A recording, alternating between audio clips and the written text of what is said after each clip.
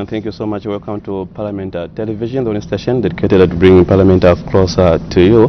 Monday, 20th October 2025, the Planning and Expanded Committee has continued receiving submissions from different committees. As you are aware that on 26th September 2025, Finance and National Planning Minister Dr. Stumbo Komsokotwane did unveil the 2026 national budget. And in the last 10 days, we did see different committees receive submissions from various stakeholders. And right now, the committee is now receiving reports from those committees which we're sitting. Right now, we take you to the committee on Planning and Expanded Committee, which is considering the 2026 sector budget analysis.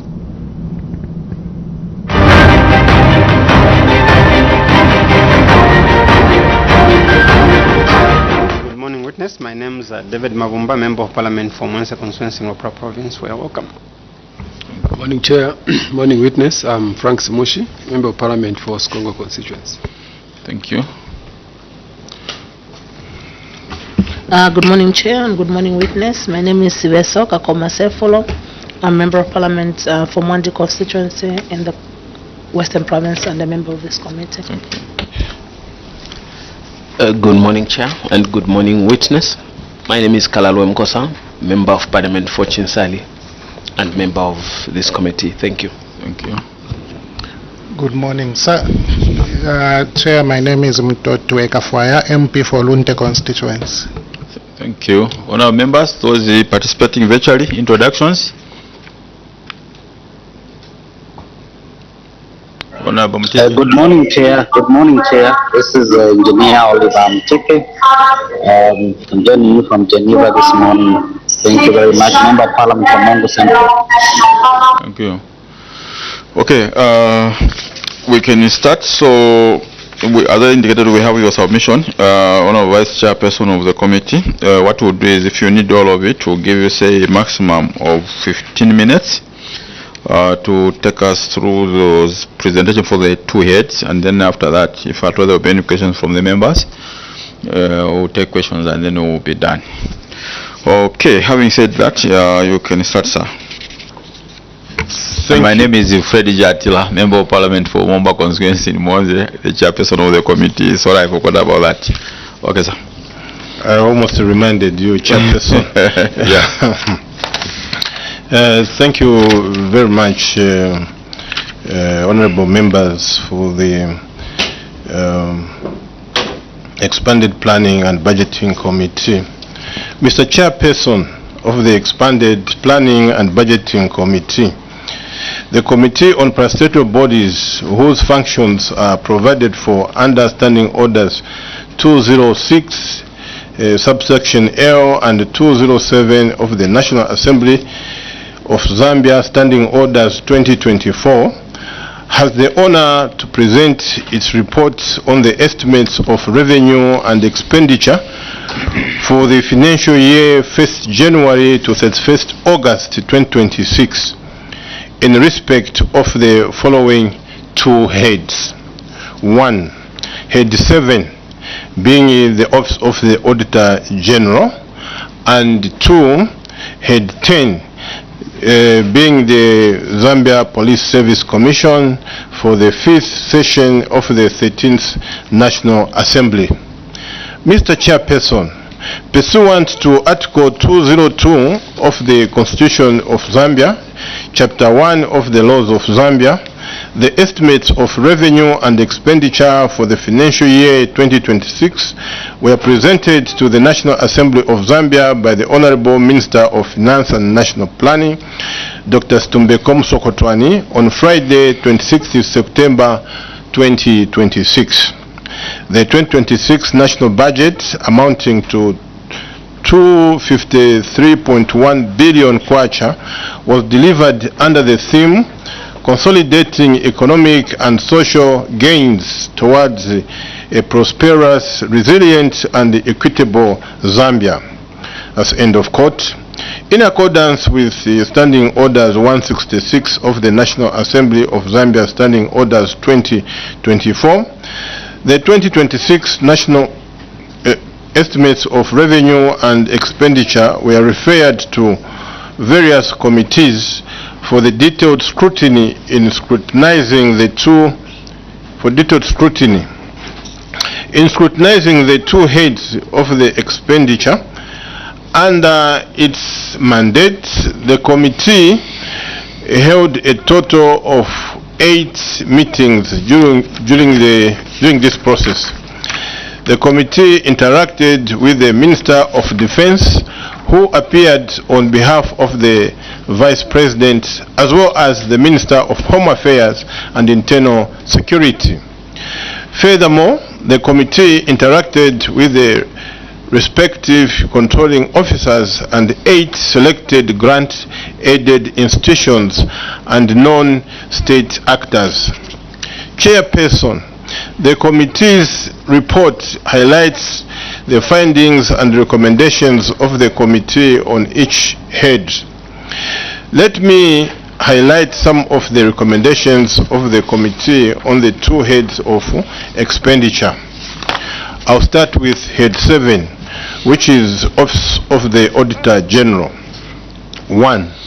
The committee observes that 2026 budget allocation for the Office of the Auditor General has decreased by 1.6% from 252.3 million in 2025 to 248.1 million in 2026. Further, the current allocation of 8.3 million to assets is inadequate for a modern Supreme Audit institution. In this regard, the committee recommends that the allocation for the assets be increased by at least 10 million, with funds reallocated from the use of goods and services envelope, in order to strengthen the office's capacity for information communication technology infrastructure and audit software modernization. 2. The committee observes that the establishment of the State Audit Commission is a constitutional mandate which is contained in Article 234 of the Constitution of Zambia, Chapter 1 of the Laws of Zambia, and aims at strengthening the institutional integrity and independence of the Office of the Auditor General. The committee is concerned that further delay or underfunding to the reform could undermine the effectiveness of the critical governance measure.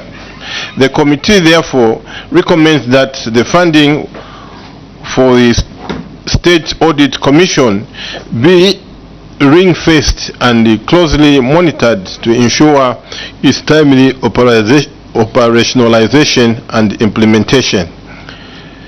3. The committee observes with concern the delayed operationalization of the Public Audit Act number 29 of 2016 and the State Audit Commission Act number 26 of 2016. In this regard, the committee recommends that the government should, as a matter of urgency, expedite the operationalization of the Public Audit Act number 29 of 2016 and the State Audit Commission Act number 26 of 2016 to reduce overdependence on the Treasury. I move to head 10, which is the Zambia Police Service Commission. 1. The committee notes with concern that the allocation to the assets has drastically reduced by 79% from 1.6 million in 2025 to 330,000 in 2026. While the committee appreciates the increase in the allocation to the use of goods and services, it contends that the significant reduction in capital expenditure may undermine the efforts of the Commission to procure critical IT hardware, software for human resource automation and digitalization of records. In this regard, the committee recommends for variation of funds from the use of goods and services to the assets category. Chairperson, I beg to move. Thank you very much for that. Honorable members, any questions? Honorable Mavumba, then Honorable Mavenga, and Honorable Kwamamutita in that order. Honorable Mavumba. Thank you, Chair, for the opportunity. For me, Chair, maybe probably what I need to find out from the witness is on page 5, their recommendation number 3. Witness, in having conversation with the Office of the Auditor General, maybe Minister of Finance, what reason did they give why, if these particular pieces of legislation are available, the Public Audit Act number 29 of 2016, State Audit Commission Act number 26 of 2016, if they are available, these particular pieces of legislation, in your conversation with those relevant stakeholders, the Office of the Auditor General, what did they say has delayed the implementation? Chair. Thank you. Honorable Mavenga. Yeah, thank you, Chair. Although my question has been taken over by my colleague here, but I just want to find out on page 4, number of audit reports on local authorities. I don't know why the target has been put at 1, because we have got CDF, which is a very critical component in local authority. Why do they limit themselves to 1 audit report? Sort of maybe having 3 or so to take into account the CDF. Thank you, Chair. Thank you. Honorable Mujinda. Yeah, thank you so much, Chair, and thank you, witness. I think mine is also on page 5. I just wanted to learn. You are recommending that about 10 million should be moved. You are proposing that that the allocation for assets be increased by 10 million, with funds be reallocated from the use of goods and services envelope. So from where the money is coming from, did you also learn which activities under goods and services they can be compromised at the expense of where you want this 10 million to go? Then the second one, Chair, is on page 10, on head number 10, Zambia Police. You are also proposing for the variation of funds from the use of goods and services to assets. You did not specify how much money you want to move, so I don't know what your recommendation here is. You have just said you are recommending a variation, but how do we make a decision on how much should we move? Thank you. Thank you very much. Vice Chairperson, you can, Honorable Kasulu, you are welcome. Thank you. Any of you can respond to those. Honorable Kwamamutita, Mike. I'll start with the first question from Honorable Maumba. The non-implementation was mainly attributed to lack of funding. According to what we interacted with the witness, the office, much as they wanted to, they are very much eager to implement, but government has not been coming to that cause. As we have seen, they have stated it came into effect in 2016, somewhere there. Then the limitation of audits to 1 by Honorable Mavenga from Lovezi. Yes, when we interacted with the witness, actually they were of the view that they can do as many audits as possible, but the capacity, especially in the logistics, the logistic department, their fleet is aged, and this is the more reason that they are unable to carry out much as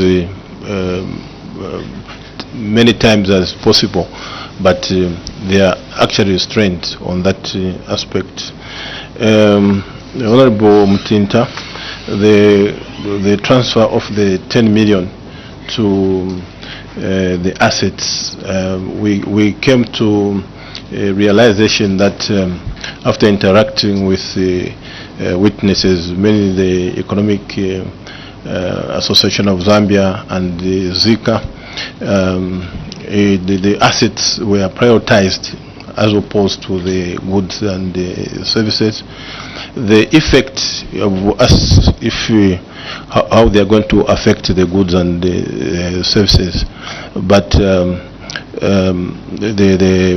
IT, the procurement of assets, especially the IT equipment and related to digitalization, was the first priority. I thank you, Chair. Thank you. Any other questions, honorable members? Honorable Kalfaya, then Honorable Mabumba. Honorable Chair, thank you so much. I have just two short questions. One of them is based on page 3. Honorable Chair, if you check the table on budget versus out 10, you recognize that the budget for the Auditor General has been reducing on a consistent basis.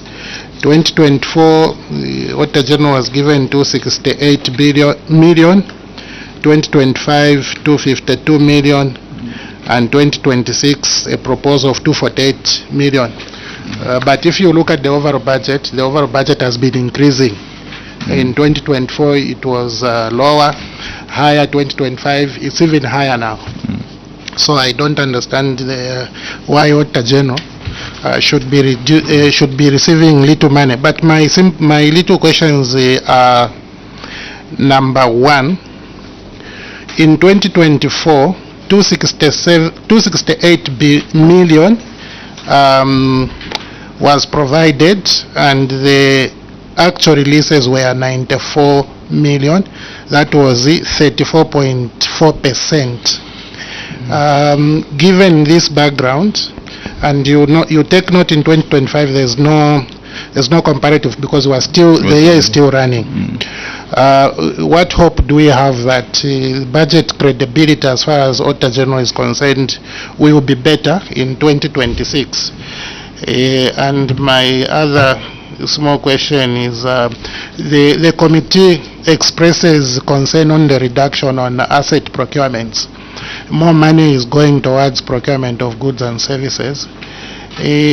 Does this indicate an inclination towards consumption much more than towards asset construction and accumulation? Thank you, sir. Thank you.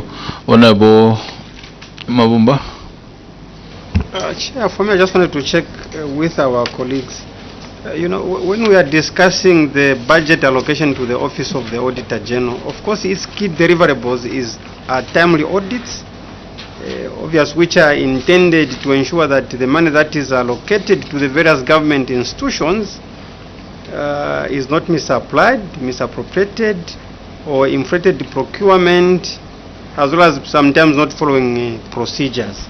And I think year in, year out, you find the Auditor General's report continues mentioning those particular weaknesses in terms of how the funds are applied.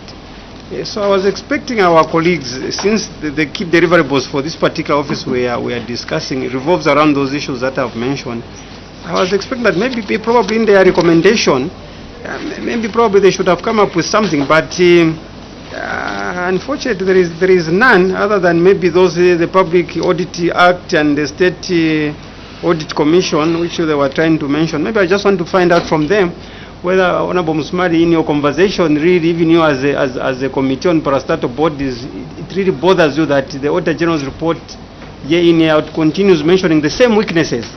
And then how do we hope to ensure that we minimize those particular weaknesses in the spending agencies? I submit, Chair.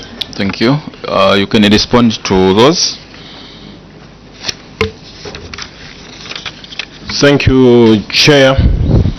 The decrease in budget allocation year in, year out, asked by Honorable Mutoteka Fire, yes, he wants to know whether the budget credibility will be better in 2026, as the trend is showing that the pattern has been decreasing. Yes, I think the budget credibility, we cannot focus it, Honorable Member. 2026, we can only know what is available, and as you may stated it yourself, the 2025 budget is still running. But I appreciate your concerns. We are all members of Parliament, and you know the office of the Auditor General is a very critical office for the Republic. It offers checks and balances, and it's for the benefit of the Zambian people. We are here to wait and see how the budget which is currently running, which is 2025, how it's going to end. Of course, yes, we have noted how much was budgeted for, how much was approved, and how much was released for 2024. It's the hope of the committee and everyone that this budget is actually credible. The witnesses that we called spoke very much to that effect, that they have analyzed it in detail, such as Zika, who are from your profession, and also the Economics Association of Zambia, who went further to even analyze the inflation rate, anticipated inflation rate, which is expected to drop to a single digit of 7.7%. Maybe let me just finish. Then the inclination towards consumption as opposed to what? Construction like construction of assets. Yes, actually that was noted. That's the more reason why the committee even recommended that more allocation is needed to the assets deliverables, especially in the IT software and hardware. The timely audits, which are the key deliverables by Honorable Maumba. Yes, everyone knows audits must be timely, but as I have stated, actually the progression ratio, if according to them, it's increasing, though not at the speed which they have desired, but they are achieving those targets under difficult situations due to the budget constraints, but they are up to speed. The Economic Association of Zambia and also the Zika and other witnesses who came, they alluded to the fact that the Auditor General, actually they are doing a good job. Maybe okay. Oh, okay. Yeah, I just wanted to add something on the question that Honorable Kafwaya asked on the credibility. I think, Chair, this is the question that this committee should come and ask the Minister of Finance, because they are the ones who, for example, who give the Auditor General's office the ceiling through which they should budget. The ceiling was given in 2024 and also 2025 and 2026. As you are aware, these ceilings are given to institutions, and as they are budgeting, they shouldn't go beyond that. So now, for the credibility and the releases of money, I think the best candidate to answer this question is the Minister of Finance, Chair. I submit. Okay. Now, as much as you, and we hear you, you say this committee must ask, but and you seriously so look at 268 million was approved, and only 94, which is 95 million, was released for the 2024. Definitely we engage the Minister of Finance, but from your engagement with the witness when they appeared, there could be a reason as to why funds were not released, and I think this is what we wanted to know as we engage the minister. What could have been the reason given for them to just receive, as Honorable Kafaya said, just that's 34% of the total budget for the whole year? That is number one. Then the second one for me as a question is, even under 2025, as much as the year has not really come to an end, we are now in, is this the last quarter of the year? As we are engaging the committee, this ministry, at least at minimum they should have given you how the status quo was in terms of the releases. I think even as at the end of say June, because we would have done half of the year. They didn't interact with the ministry just to see how they are doing, because you may find we're talking about 2024, maybe the situation is even worse off, because 2025 by half of the year would have had that indication as which direction we are taking in terms of the funds releases. So we wanted to find out whether you did engage. Yes, Chair, the engagement was in fact there, because we also got consent with the that releases are being released for the Auditor General's Office to do really a proper and timely job to ensure that the finances for the country are protected. And if, actually the responses are that it is just the financial basket. It's just the monies that are difficult to find. This is not the only government agency that is affected. There are so many agencies and government ministries that are facing the same problem. I can give an example of CDF. There are some of us who have not received anything to talk about. It is from the same basket, and they are lamenting that whenever they push for these monies, they are told that money will be released there as when it's available. So it's just the issue of availability of funds, Chair. Okay. Thank you. Thank you. Honorable Mabumba. A small follow-up, because on page 3 also regarding these same allocations, when you look at 2024 personal emoluments, what was approved 110 plus million, released 55. How did they? Was this amount earmarked for new recruitments, or it was for an existing establishment? If it was for an existing establishment, what happened if they released 55 million against 110 on your page 3? Yeah, which is 50%. Yeah. Vice Chair, you can respond. Page number 3, budget versus out-10. Under 2024 personal emoluments approved was 110 million. Then what was released is 55 million. And you know, personal emoluments, these are constitutional issues there. Where in fact from what we have interacted so far with, this is where we are assured that it's almost 100%. Almost all the time, because you can't with what people's salaries. So the one I remember is asking whether this is as a part of where maybe they were expecting to recruit some more personnel, they were not recruited. As a result, there's only that 55%, which would 55 million, which would think, if that's the case, that payment, that salaries were up to date, but they didn't recruit. I think that was your question, isn't it, Honorable? Yeah. Any response to that? Yeah, yes, thank you, Chair.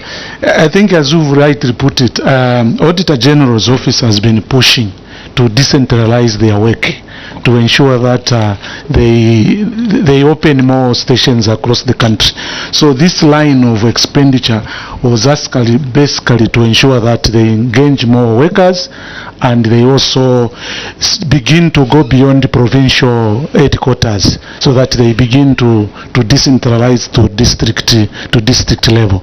So it was supposed to be the staff that were due to be engaged. So as a result of poor releases, they didn't achieve the intended number of staff that they had planned to engage. Thank you, Chair. Thank you. Any other questions, honourable members, before I close? I don't see any other. Vice Chairperson and your team, thank you very much once again for appearing before this committee. We are engaging the Minister of Finance, in fact, after tomorrow. That's Wednesday. And we will take note of your recommendations. Thank you very much for coming through. Thank you very much, Chairperson. Thank you. We are also grateful that we have appeared before your committee to clarify one or two issues. But you have only tackled the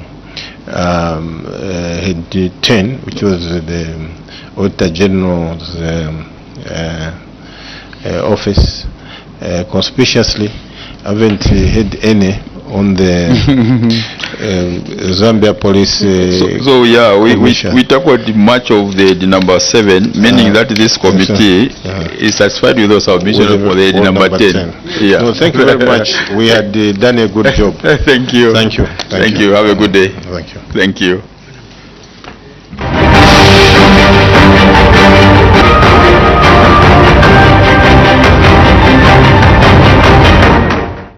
This is Parliament TV. We continue to bring Parliament closer to you. And of course, that was the committee, the expanded planning and budgeting committee, which is considering the 2026 budget analysis.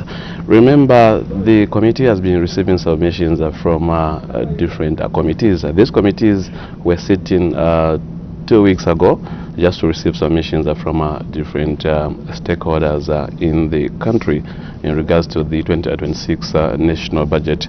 And of course, appearing before the committee, that was a committee on parastatal bodies, which was considering head 7, which is office of the Auditor General, as well as head 10, Zambia Police Service. Still to come, we do expect the expanded planning and budgeting committee to also receive submissions from 2 committees, Committee on Transport, Works and Supply, as well as a Committee on Youth, Sports and Child Development. On set, I am Joe Muyunda Akatam, and of course, I'm not alone on the sign language interpretation desk. We have Chola Kaoma to be later on joined by Jason Manda. Continue watching Parliament TV as we continue to bring Parliament closer to you. Good morning.